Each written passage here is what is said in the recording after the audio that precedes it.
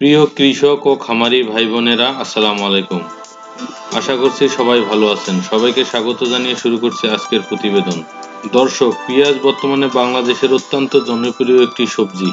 তাই পেঁয়াজ চাষের খুঁটিনাটি বিষয় নিয়ে কথা বলবো। আশা করি ভিডিওটা আপনাদের ভালো লাগবে। সালাম ভাই, আসসালামু আলাইকুম। এটা কি বীজ গাছছেন নাকি একবারে বীজ চারা পেঁয়াজ? পেঁয়াজ ছোট ছোট পেঁয়াজ গাছছেন না? যেটা গাছছেন ওইটাই হয় নাকি মিক্স আছে? ও একটা দুইটা 100 টাকা করলে কয়টা মিক্স হইতে পারে?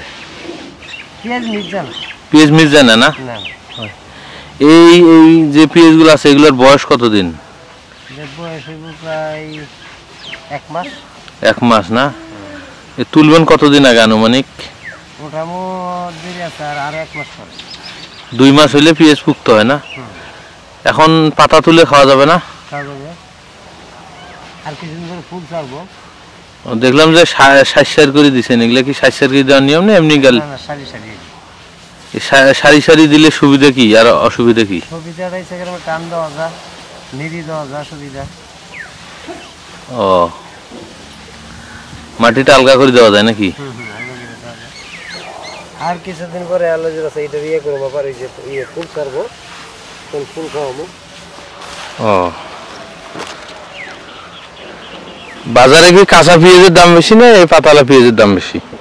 এখন বর্তমানে বর্ষদিন 80 টাকা করে পাতালা পেঁয়াজ। ও, পাতা ছাড়াটা 90 টাকা। কয় কেজি পেঁয়াজ এখানে কাটছেন? এখানে পেঁয়াজ আনছিলাম আমরা 5 কেজি। 5 কেজি না? এ তুললে আনুমানিক কয় কেজি হবে? 20-30 কেজি। 30-35 কেজি হবে না? এগুলো তো দেশি পেঁয়াজ নাকি? বেশি দেশি সব জায়গায় ভালো নাকি ভাই? দেশি সব জায়গায় ভালো। আপনি যদি একজন কৃষক হয়ে থাকেন তাহলে অবশ্যই আপনাকে সুন্দরভাবে জমিটা পরিচর্যা করতে হবে। জমি যদি পরিচর্যা না করেন তাহলে ভালো ফলন আপনি আশা করতে পারবেন না। কেননা বাংলাদেশের মাটিতে অত্যন্ত সব ধরনের সব ফসল ফলায় এই মাটিতে। এই মাটির গুণাগুণ পরিচর্যা করতে হবে, ঘাস নিড়ানি দিতে হবে এবং সুন্দরভাবে পরিচর্যা করে ভালো ফসল আশা করতে পারবেন আপনি। কেননা বিভিন্ন জাতের মাটিতে, বিভিন্ন ধরনের মাটিতে, যেমন বেলে দোআঁশ মাটি, বেলে মাটি, এঁটেল দোআঁশ মাটি, এই ধরনের মাটিতে বিভিন্ন চাষ করলে হবে না। আপনাকে বুঝতে হবে কোন জমিতে কোন সবজিটি চাষ করতে হবে এবং কিভাবে চাষ করলে এইটার ফলনটা ভালো পাওয়া যাবে।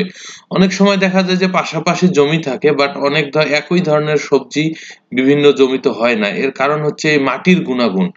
মাটির একটা পিএসআই লেভেল আছে, যেটা আমরা বলে থাকি সাধারণত 8 থেকে 10 ইঞ্চি উপরের লেয়ারের। এই লেয়ারের মাটিটা কৃষি গবেষণা কেন্দ্রে নিয়ে গিয়ে পরীক্ষা করে দেখতে পারেন এই মাটির মধ্যে কি ধরনের পুষ্টিমান ঘাটতি রয়েছে এবং কি কি পুষ্টির জন্য কি কি ঔষধ ব্যবহার করতে হবে। এগুলো যদি আপনারা সঠিকভাবে ব্যবহার করতে পারেন, ইনশাল্লাহ আপনিও কৃষিতে সফল হবেন। আর কৃষিতে সফল হওয়া সবচেয়ে সহজ বলে আমি মনে করি।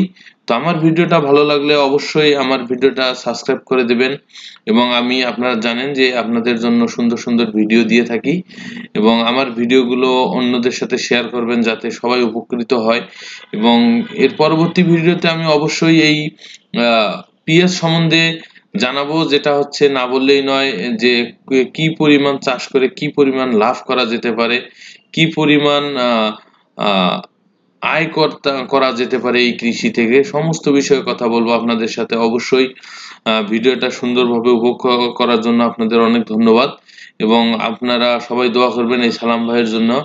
এই সালাম ভাই অত্যন্ত দক্ষ একজন কৃষক, উনি সব সময় সবকিছু সুন্দরভাবে করার চেষ্টা করেন। তো সে পর্যন্ত সবাই আপনারা ভালো থাকবেন। আসসালামু আলাইকুম।